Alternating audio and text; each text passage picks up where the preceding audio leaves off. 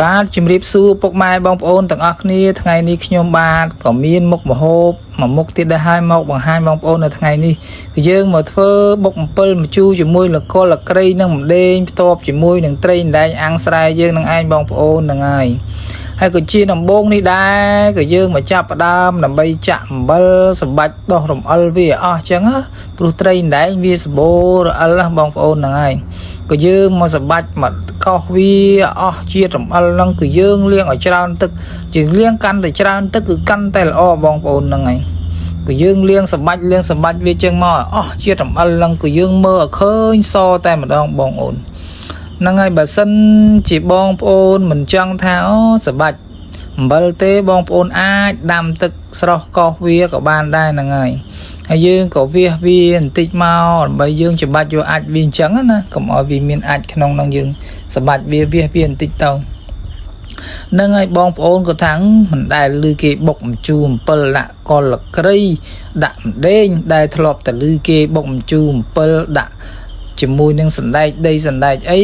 មិនដែលឮនឹងហើយបងប្អូនមិនដែលឮមិនដែលថាព្រោះតែថាអីទៅតាមតំបន់ទៅតាមស្រុកនីមួយនៃការហូបការធ្វើវាខុសគ្នាអញ្ចឹងណាបងប្អូនហើយនេះបើបងប្អូនខ្ញុំមិនបានរកក្តាមផងបើខ្ញុំរកក្តាមបានណាដុតក្តាមដាក់គឺកាន់តែឆ្ងាញ់ទៀតបងប្អូននេះមិនមានក្តាមដាក់ហងបើបានក្តាមដាក់ទៀតគឺកាន់តែឆ្ងាញ់តែម្ដងបងប្អូនថាក៏ប្លែកមែនដាក់កលក្រីផងក៏ដាក់ក្តាមអញមិនដែលឮបងប្អូនគឺថាអញ្ចឹងថាអូនឹងហើយដូចខ្ញុំថាអញ្ចឹងបងអូនគឺទៅតាមតំបន់ទៅតាមការហូបខុសគ្នាអញ្ចឹងបងប្អូនហើយនេះបងប្អូនត្រីយើងក៏បានរួចរាល់ហើយក៏យើងមកដាក់តម្រៀបយកវាទៅអាំងហ្នឹងហើយបងអូនគឺត្រីនេះទិញមកដូចក៏ដឹងតែម្ដងសន្ទះនឹងស្មើនឹងត្រី4នឹងតែម្ដងទិញដូចវាស់តែម្ដងអញ្ចឹងណាទិញនេះក៏ទិញដូចដឹងម្លេះណោះហើយនេះបងប្អូនក៏យើងយកមកដាក់អាំងវាទុកចោលអញ្ចឹងបងប្អូនព្រោះភ្លើងយើងក៏រាំងកោសដែរហើយក៏ដាក់មកអាំងទុកយើងត្រឡប់ទៅហាន់ស្ករលក្រីយើងហើយនេះការហាន់លក្រីដែលយើងបុកជាមួយនឹងម្ជូរអំពិលនេះគឺយើងហាន់ដូចយើងបុកគ្រឿងធម្មតាអញ្ចឹងបងប្អូនហើយនឹងហើយបកលលក្រីដែរទៅតាមបងប្អូនចង់ដាក់អញ្ចឹងបើបងប្អូនដាក់2កុលឬ3កុលក៏បានដែរបើសិនជាអំពិលយើងច្រើនយើងអាចដាក់ត្រឹម3កុលអីទៅបើអំពិលយើងតិចយើងដាក់ត្រឹម1កុល2កុលអីចឹងណាបើសិនជាយើងដាក់ច្រើនក៏ហូបមិនកើតដែរកុលលក្រីនេះព្រោះយើងដាក់ច្រើនវាអាចនឹងស្កាតអីចឹងណាបងប្អូនតែបើយើងដាក់បន្តិចចេះគឺឆ្ងាញ់តែម្ដងបងប្អូនណាមួយវាជួយកាត់បន្ថយអាជាតិជូរអំពិលនឹងផងហើយមួយទៀតគឺវាខ្ទិះឈ្ងុយហើយឆ្ងាញ់តែម្ដងបងប្អូនអាស្ករលក្រីនេះបងប្អូនហើយឥឡូវនេះក៏យើងមកចាប់ផ្ដើមបុកអំពិលយើងបងហ្នឹងហើយបងប្អូនហើយអំពិលនេះដែរយើងបុកហើយក៏យើងពូតយកទឹកវាចេញខ្លះអញ្ចឹងណាបងប្អូនកុំឲ្យវាជូរខ្លាំងពេកតែបើបងប្អូនថាអូចូលចិត្តជូរបងប្អូនមិនចង់ពូតក៏បានបងប្អូនដែលចូលចិត្តថាជូរអញ្ចឹងណាតែបើខ្ញុំមិនសូវចូលចិត្តជូរអីខ្លាំងពេកទេអញ្ចឹងហើយក៏ខ្ញុំពូតទឹកវាចេញខ្លះកុំឲ្យវាមានជាតិជូរខ្លាំងពេកអញ្ចឹងណាហើយនេះបងប្អូនហើយតែអំពិលនេះវារាងក្តាប់ទូចតែបងប្អូនវាមិនសូវជាមានទឹកអីច្រើនប្រហែលដែរទេបងអំពិលយើងធំវាអាចនឹងជូរអាចនឹងទឹកច្រើនអញ្ចឹងនេះវាទៅតែក្តាប់ដែរអំពិលទៅតែផ្លែអញ្ចឹងណាបងប្អូនគឺទឹកវាមិនសូវមានទេហ្នឹងហើយនេះយើងមកកពូទឹកវាចេញសម្បាច់វាចឹងមកបងប្អូនហ្នឹងហើយបងប្អូនថា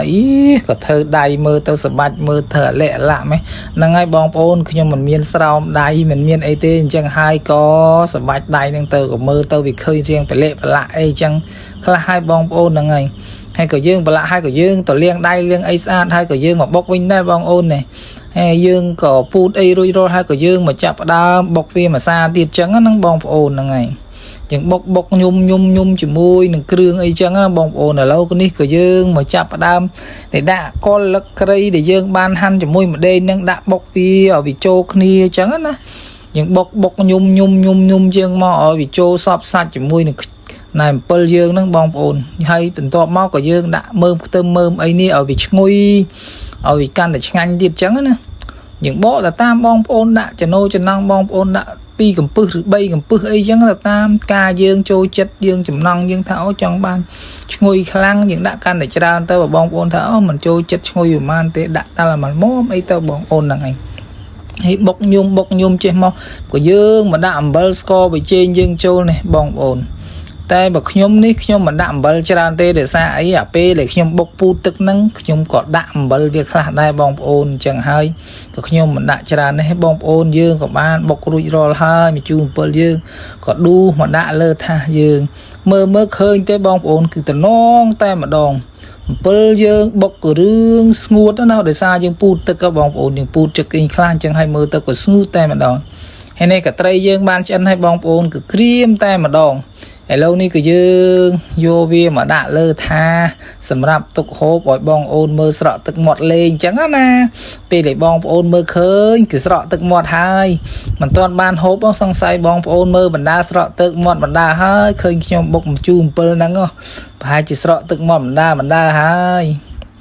ហើយនេះបងអូនក៏យើងបានរៀបត្រីយើងឆ្អិនរួចរាល់ហើយក៏យើងចាប់ផ្ដើមមកហូបហើយនេះបងប្អូនមើលមាត់គឺមាត់មាត់ដូចរំអញ្ចឹងមាត់គឺឆ្ងាញ់តែម្ដងបងអូនអើយនេះគឺបេះត្រីម្ដងផ្ទាប់ជាមួយនឹងម្ជូរអំពិលឯងបងអូនតំណងណាស់បងអូនអើយបញ្ចូលសម្លេងបដាក៏ឃ្លានទៀតហើយបងអូនហ្នឹងហើយគឺជាតិតែម្ដងបងប្អូនដូចខ្ញុំថាអញ្ចឹងបើសិនជាបងប្អូនមិនជឿបងប្អូនអាចធ្វើបុកម្ជូរអំពិលដូចខ្ញុំនេះបានបងប្អូនគឺដាក់គល់លឹកគ្រៃដាក់ម្ដេងអញ្ចឹងមកបងប្អូនហើយដាក់មើមខ្ទឹមម្ទេសឲ្យហិលមកហើយដូចគល់លក្រេនេះខ្ញុំប្រាប់បងប្អូនអញ្ចឹងកុំដាក់ច្រើនក៏ហូបមិនកើតដែរវាអាចនឹងស្កាតអីចឹងណាបងប្អូនគឺយើងដាក់ត្រឹម1គល់2គល់អីទេបងប្អូនបើមានក្តាមដុតដាក់ទៀតគឺកាន់តែឆ្ងាញ់លើសលប់ទៀតហ្នឹងហើយបងប្អូនហើយនេះមើលក៏មាត់ទៅបងប្អូនអើយគឺមាត់ដូចរំអញ្ចឹងមាត់បូនមុខបូនក្រោយបូនមុខបូនក្រោយហ្នឹងមាត់ហ្នឹងគឺឆ្ងាញ់តែម្ដងហ្នឹងហើយក៏ត្រីនេះក៏សាត់តពងទៀតបងប្អូនពងគ្រប់ទាំង4តែម្ដងត្រី4ពងទាំង4គឺសាច់វាគឺផ្អែមតែម្ដងបងប្អូនគឺត្រីស្រែយើងគឺសាច់ផ្អែមណាស់បងប្អូនអើយហើយនេះគឺឆ្ងាញ់ណាស់គឺមើលមាត់ខ្លួនឯងហើយមើលខ្លួនឯងបញ្ចូលសម្លេងខ្លួនឯងក៏ឃ្លានតែខ្លួនឯងទៀតហើយហ្នឹងហើយបងប្អូនជិះបើតំណងឲ្យឆ្ងាញ់ម៉ងក៏នឹកឃើញដល់ពេលហូបហ្នឹងក៏ឃ្លានទៀតចឹងណាបងប្អូនហើយនឹងហើយបងប្អូនក៏វីដេអូយើងក៏មានតែត្រឹមប៉ុណ្្នេះឯងបងប្អូនក៏មិនមានអីច្រើនទៀតដែរហើយអរគុណបងប្អូនទាំងអស់គ្នាដែលបានទស្សនាវីដេអូខ្ញុំពីដើមរហូតដល់ចប់ជម្រាបលាបា